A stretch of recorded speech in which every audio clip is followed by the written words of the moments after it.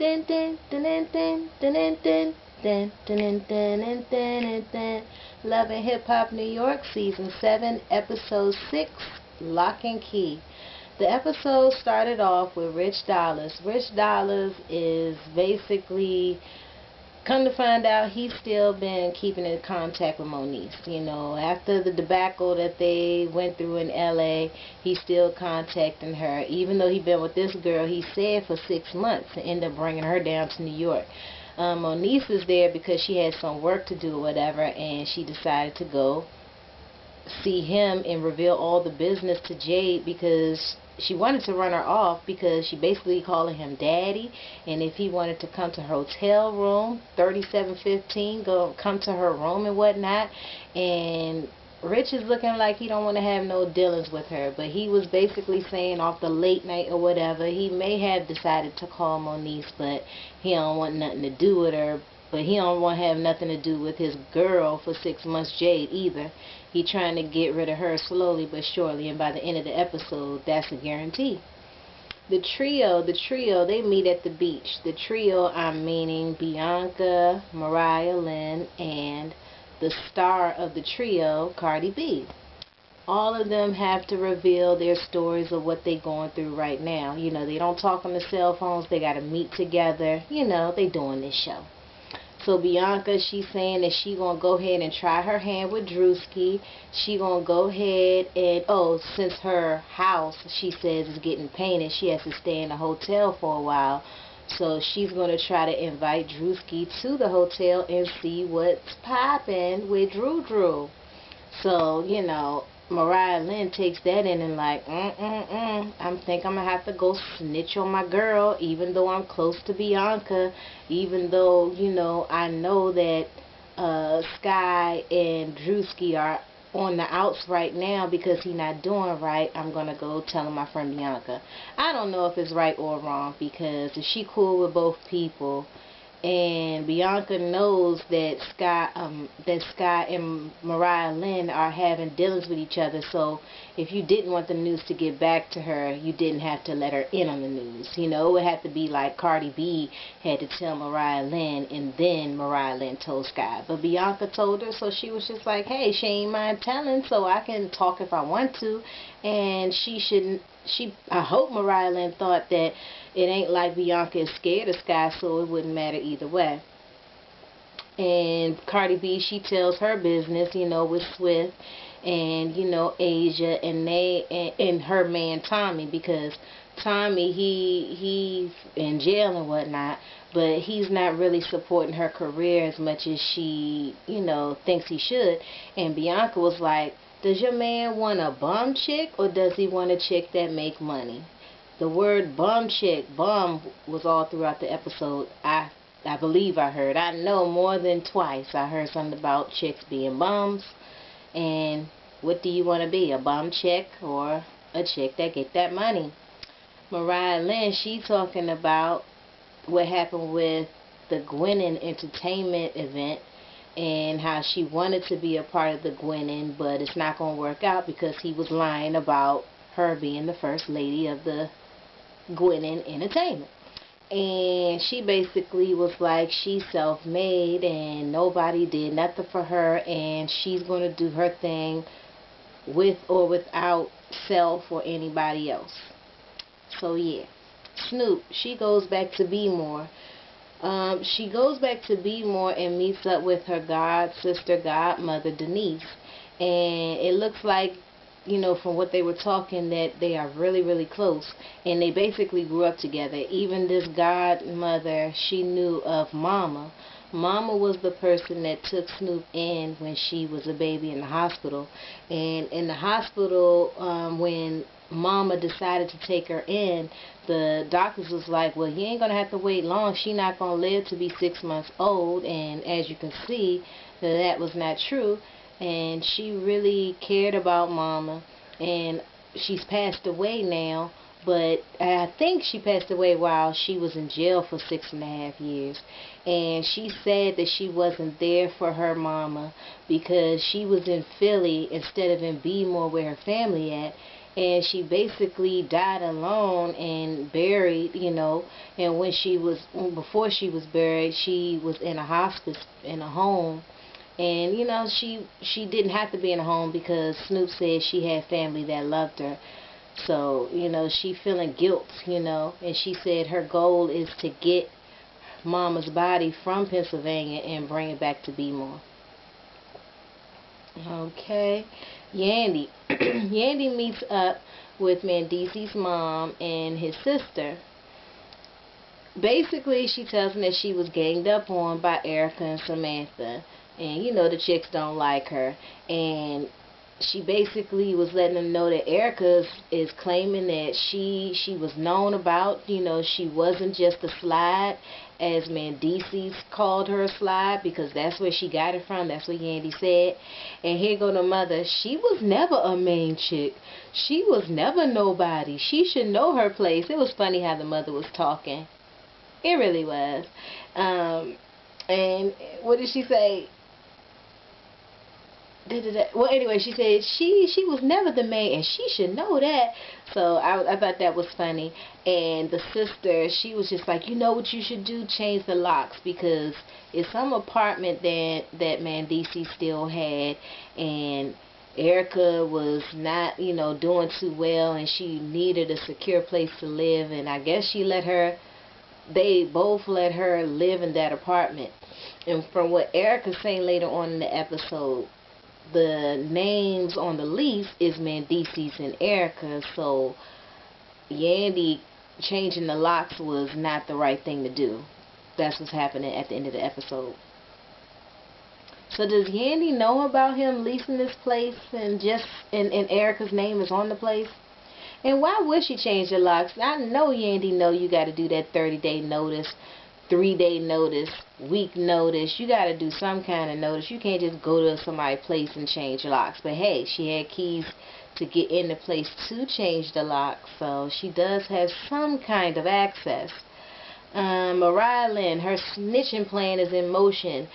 She meets up with Sky. They go to the gym. They on the little bikes or whatever, and she just tells the whole story. And Sky was just totally upset. She was like, what?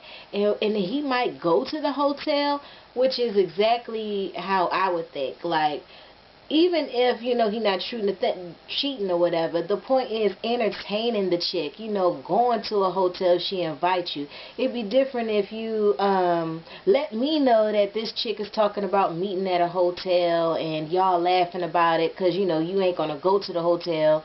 Or, basically having Mariah Lynn say that, yeah, Bianca said she, going to do this or whatever, blah, blah. And then he also heard that Drewski was not going to go to the hotel. But no, Sky didn't get that information. She just knows that the plan is in action, and she's going to find out if her man goes to that hotel. Which he ends up going to the hotel. Alright, where I'm at. Rich. He meets up with the girl at the park. When he was walking in the park, he looked like an older man. See, I don't know how old he is, but we saw his mother in the episode, so we know he ain't that old. But when he was walking in that park and his stomach was showing in that shirt he had on in the sun, he looked older.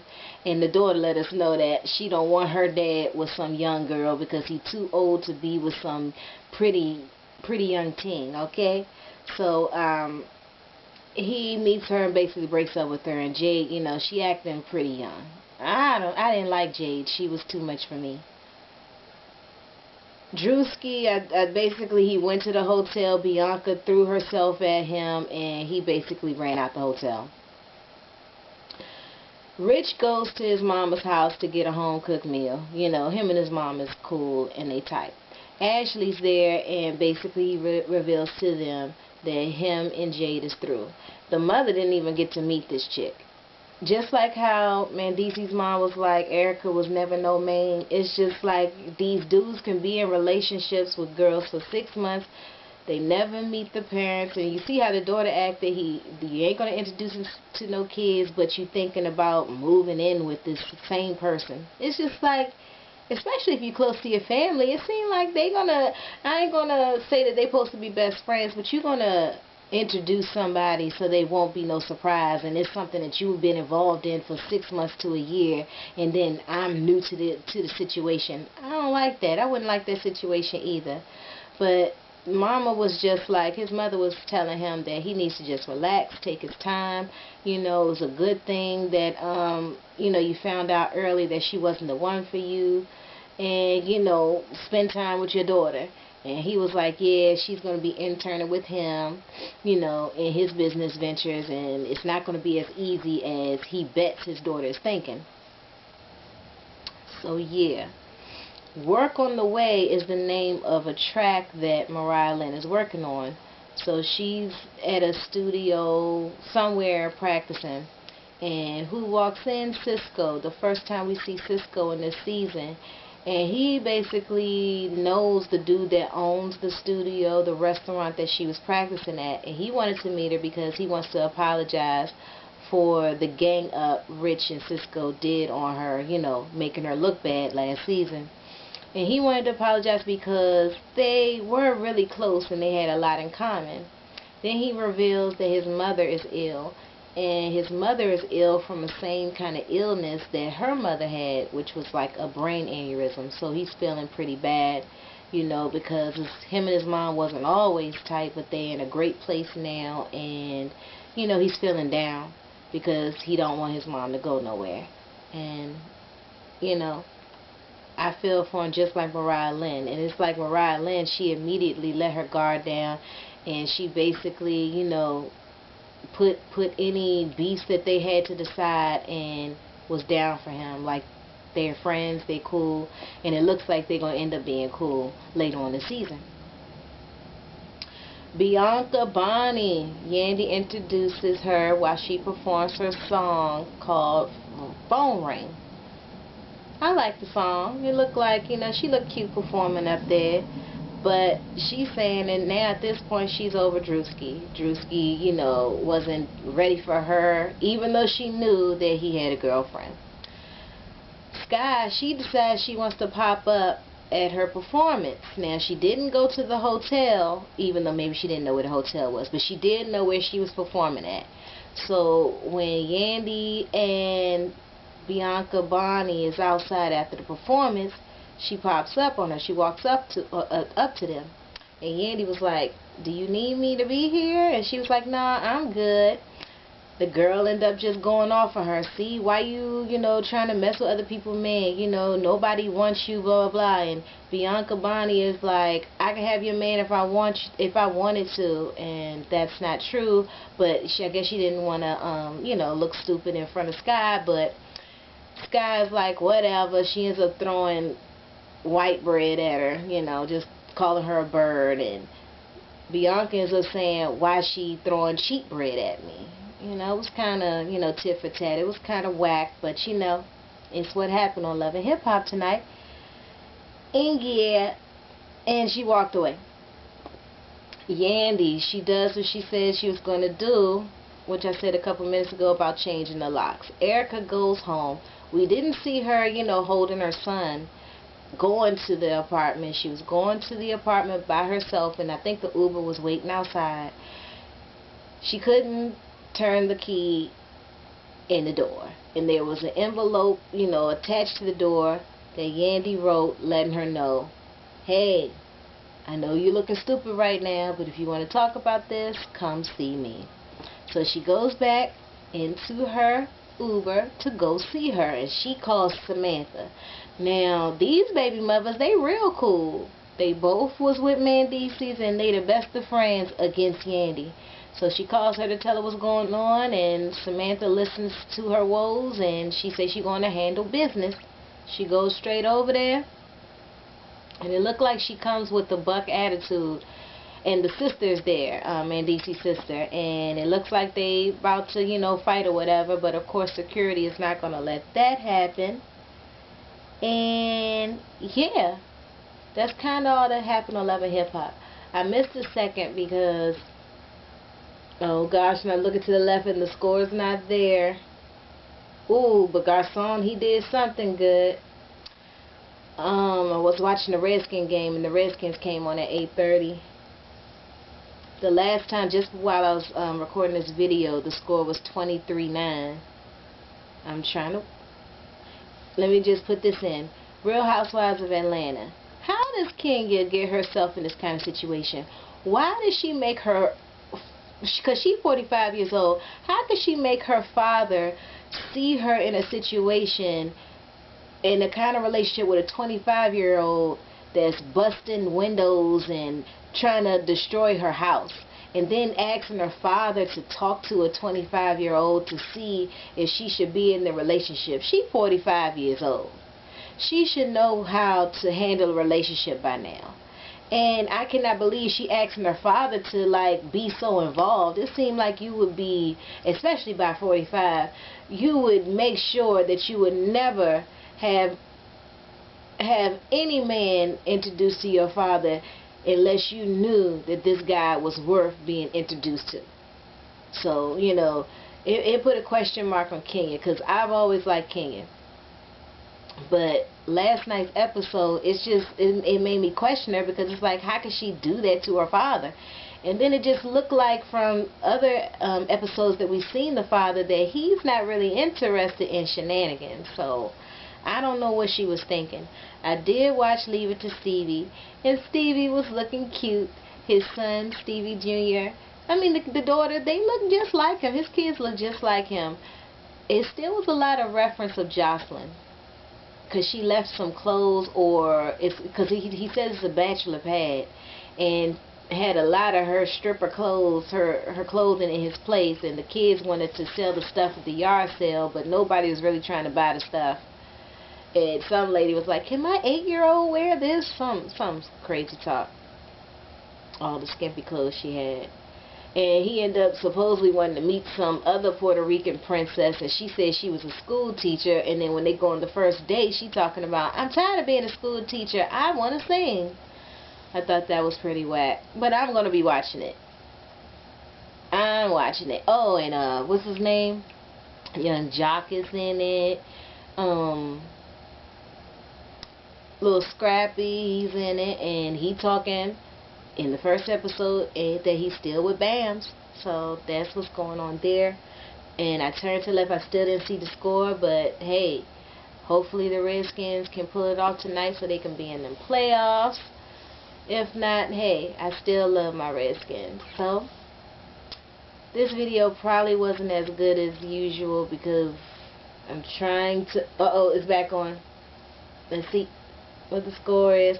Oh, I saw a play where Deshaun, he was like so ready to catch the ball, and that ball like went right past him. So sad. Uh-oh, we made 3 points. The score is 23-12 in this fourth quarter. 14 minutes and 8 seconds. Hoping for the best. Got my fingers crossed. Peace out, guys. Love and Hip Hop, New York, Season 7, Episode 6, Lock and Key. Alright, guys.